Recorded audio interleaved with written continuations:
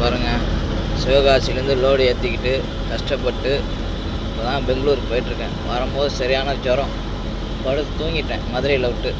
நான் என்றைக்குமே தூங்கினதில்ல, வாழ்க்கையில் நான் வண்டி ஓட்டிகிட்டே இருக்குன்னு தான் ஆசைப்படுவேன்.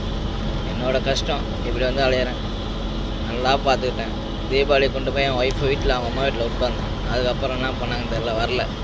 சண்டை சச்சிரு லாஸ்ட்டில் நானே வெறுக்கிற அளவுக்கு வந்துட்டாங்க. இன்ன வரைக்கும் ஒரு ஃபோன் கிடையாது, எதுவுமே கிடையாது. என் வாழ்க்கை எதை நோக்கி போகுதுன்னு எனக்கே தெரியும். நான் இப்போ அதனால தான் விட்டுட்டேன். நம்ம ஏன் எல்லாத்தையும் டிஸ்டர்ப் பண்ணோம்? அவங்கவுங்க வாழ்க்கை தேடிக்கிட்டாங்க, அவங்கவுங்க நல்லா இருக்காங்க. நம்ம தான் நம்ம நினச்சிட்ருக்கோம். நான் நினைக்காத நாள் இல்லைங்க. என் ஒய்ஃபை நெஞ்சில் பச்சை குத்தி வச்சதுனால தான் நான் இன்ன வரைக்கும் யாரும் இதுக்கு மேலே நம்மளுக்கு யாரும் தேவையில்ல, நம்மளே வாழ்ந்துக்கலாம்னு சொல்லிட்டு தாங்க அந்த லைன் வண்டிக்கு வந்தேன். இல்லைன்னா நான் எப்படி திரும்ப இருந்தேன், சென்னையில் ராஜா மாதிரி இருந்தேங்க. என் வாழ்க்கையே வேறு மாதிரி போயிடுச்சு. எனக்கு 3 பிள்ளைங்க. எனக்குன்னு ஒருத்தங்க வரமாட்டாங்களா, கவலைப்பட மாட்டாங்களான்னு ஏன்னா நினச்சி ஒருத்தங்க கேர் எடுத்துக்க மாட்டாங்களான்னு நினச்சிட்டு இருந்தாங்க. எல்லாமே என் ஒய்ஃபு தான் நினச்சிட்டு இருந்தேன். அவங்களே இப்போ இல்லைன்னும் போது நான் வாழ்ந்து என்னங்க பண்ண போகிறேன்? லாஸ்ட் வரைக்கும் இப்படியே இருந்துக்கிறேன்.